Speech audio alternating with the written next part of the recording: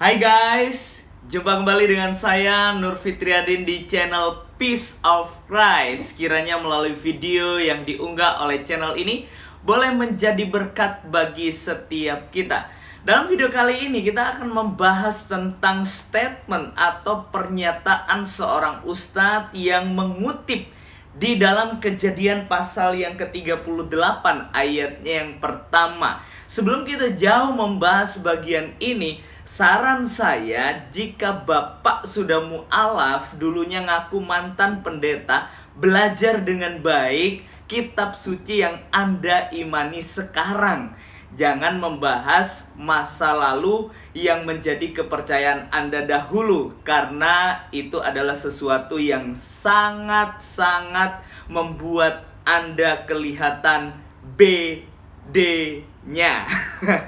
Oke, baik. Kita akan membahas tentang Kejadian 38 ayat yang pertama. Sebelum kita jauh membahas bagian ini, mari kita menyimak dulu pernyataan dari Ustadz Kainama ini yang berkata bahwa Kejadian 38 ayat yang pertama itu ada gua Hira di dalam Alkitab. Mari kita simak video ini. Waktu itu Yehuda meninggalkan saudara-saudaranya dan menumpang pada seorang Abdulam yang namanya Hira. Wow. Gue udah tahu nih, pasti pada kaget deh. Wow, Hira. Iya. Di mana ini? Ini di mana? Di Arab, di Mekah. No. Ini namanya tempatnya apa? Goa Hira. Bilang itu. Gua Hira ada di Bible. Tuh. Ya, baik. Sangat jelas sekali apa yang dikatakan oleh Ustadz Kainama di dalam Kejadian 38 ayat yang pertama ini. Apa sih Gua Hira? Gua Hira konon katanya tempat Nabi Muhammad mendapatkan wahyu dari Allah Subhanahu wa Ta'ala melalui malaikat Jibril katanya. Ya, nanti saya tidak akan jauh membahas bagian ini, karena yang saya bahas adalah Alkitab. Kami punya hak untuk meluruskan apa yang dikatakan oleh Ustadz Kainama yang begitu menyesatkan.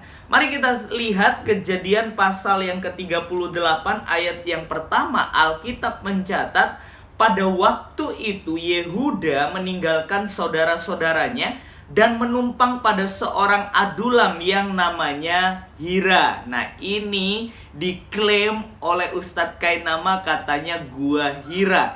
Kalau kita melihat kalimat ini, sesungguhnya sangat jelas itu menunjukkan kepada nama seseorang. Seorang Adulam yang namanya Hira, bukan gua Hira, guys. Jadi kalau kita melihat ini sebenarnya gak perlu bahasa aslinya, gak perlu konkordan. Sebenarnya kita sudah mengerti. Jelas di situ dikatakan bahwa ada di situ Yehuda meninggalkan saudara-saudaranya dan menumpang pada seorang Adulam yang namanya Hira. Jadi seorang Adulam ini namanya adalah Hira. Mari kita simak di dalam ayatnya yang ke-12. Ini juga jelas.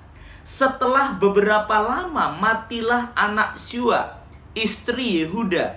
Habis berkabung, pergilah Yehuda ke Timna kepada orang-orang yang menggunting bulu domba-dombanya bersama dengan Hira sahabatnya, orang Adulam itu. Ini sekali lagi dijelaskan atau disebutkan nama Hira di sini. Tidak mungkin kalau ini adalah gua Hira. Masa bagaimana mungkin di sini pergilah Yehuda ke Timna kepada orang-orang yang menggunting bulu domba-dombanya bersama dengan Hira atau bersama dengan gua Hira. Emangnya gua Hiranya bisa berjalan? Enggak kan, guys? Nah, kalau kita memperhatikan di sini sangat jelas bahwa Hira ini adalah menunjukkan kepada seorang nama dari seorang Adulam ini, sebuah nama dari orang Adulam ini. Jadi jelas ya guys, ini bukan gua Hira. Kalau gimana ya saya mengatakan, kalau Saya rasa Ustadz ini terlalu pintar ya. Maklum S2 atau S3 di Vatikan yang nggak jelas sekolahnya ada apa enggak.